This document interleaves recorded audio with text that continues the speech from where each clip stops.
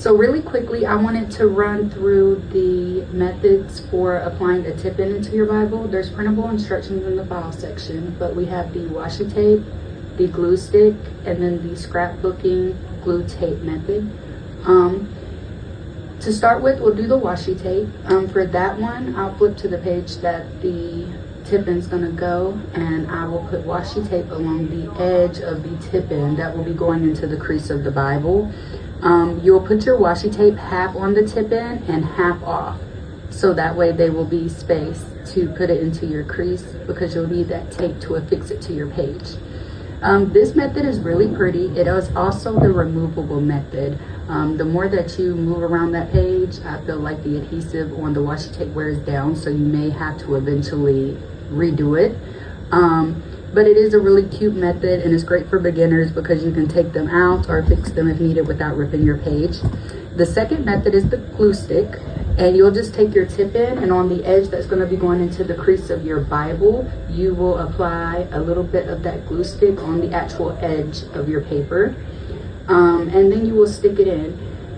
Using the glue stick, it takes a little while to dry, so if you need to fix it, this helps you be able to move it around and reposition it. Once it dries, it's in there though. If you try to take it out, it might rip your page.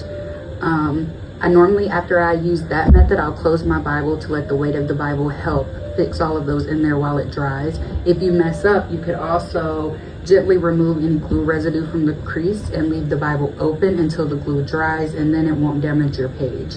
The third method is the scrapbooking double-sided tape. That's the method I use. It holds those in there really well. But with that method, once you put it on your page, it is stuck. So that's normally, if you're used to putting tip-ins in, I would say use that method. You might want to use one of the other ones because they're easily correctable. And for that double-sided tape method, I'm going to lay a scrap piece of paper down and put my tip in there, because you don't want that whole strip. That's way too thick. And I will just run that double-sided tape down the edge of the tip-in. Half of the strip will be going onto the tip-in. The other half would be going onto the scrap paper that I'll throw away when I'm done. And then I'll fix it into the crease really gently, because you'll see once I put it in there and I rub it down, if I try to move that tip-in, it's not gonna budge. If you put the entire strip on the back of that tip-in, it's probably gonna cover some of your page. So I only use half of the strip. The other half of the strip goes onto that scrap paper, and then like I said, I just throw that away.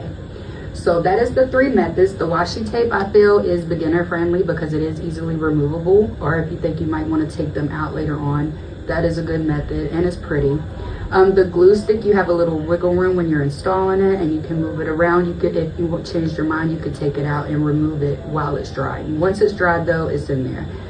With the scrapbooking tape, that is the most permanent method, and it leaves the least amount of wiggle room if you feel like you need to correct something. So those are the three methods for tip-ins. My next step would be putting all the tip-ins into this Bible. I'll be using the scrapbook tape method for this.